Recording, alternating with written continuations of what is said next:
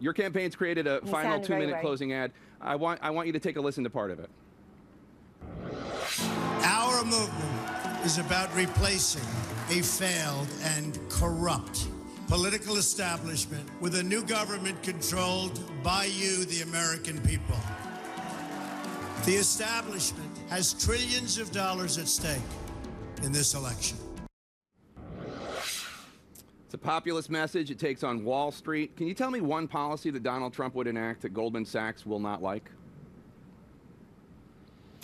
They probably would not like the fact that he is going to renegotiate trade deals and bring jobs back from China and Mexico, make Americans keep American jobs here. I can't imagine that, that a lot of people on Wall Street appreciate that. They seem to like the way the policies have been going more recently. Why would Goldman Sachs not? Why would Goldman Sachs not? Why would Goldman Sachs? Why would they be against trade deals to benefit the American worker? Well, they don't necessarily benefit Goldman Sachs, but I think more to the point, when you go back and look at TARP, which we got from a Republican president, and it was continued by a Democratic president, Donald Trump would not be for that, and that benefits all these big banks who didn't need the help. In some cases, were forced to take the money. Because the government told them to. That was 2007, 2008 legislation. That was legislation from 8 years ago. But right. Well, you guys always want to talk about the Iraq War, which was 5 years before that. Right. Look, he's going to stimulate energy investment.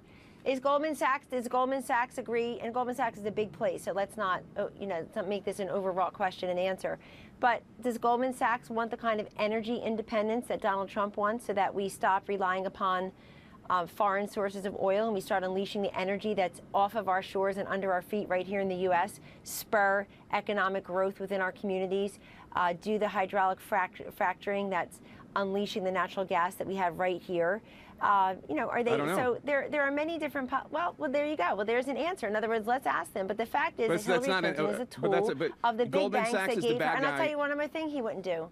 But one more thing he wouldn't do. He wouldn't take gazillions of dollars in speaking fees from big banks and then pretend that somehow he's going to regulate them or somehow he's going to be for the people. I mean, if Hillary Clinton were a legitimately we have no idea what he's taken in voice speaking against fees. Wall Street. Donald Trump has given speeches for money. He has given speeches for money, but we have no idea how much money because he refuses to release his tax returns. Well, Hillary Clinton, as CNN has reported, Hillary Clinton has made tens of millions of dollars on speeches, and she gives them for free now, and nobody seems to want to show up and listen to them.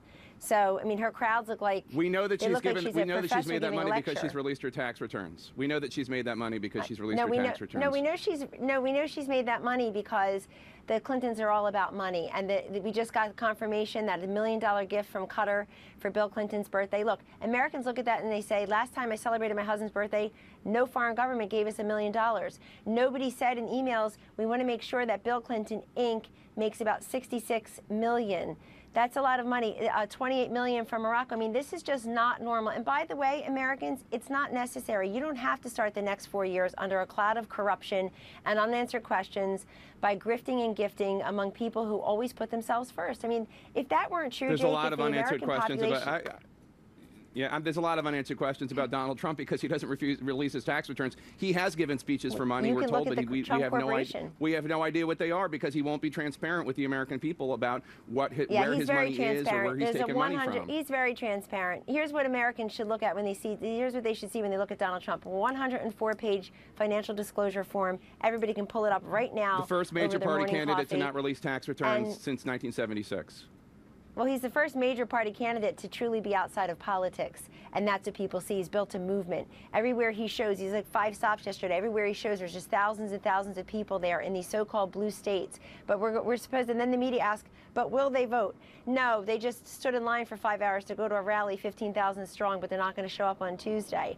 We know momentum and enthusiasm matter, and we know when people see Donald Trump, they see somebody who's a job creator, a builder, a problem solver, a fixer, somebody who's got vision, and goes to Washington, Jake, owing nobody anything, and certainly hasn't. I can guarantee you his tax returns don't show millions of dollars from foreign governments giving to his family's foundation. We have no idea what they show because he won't release them.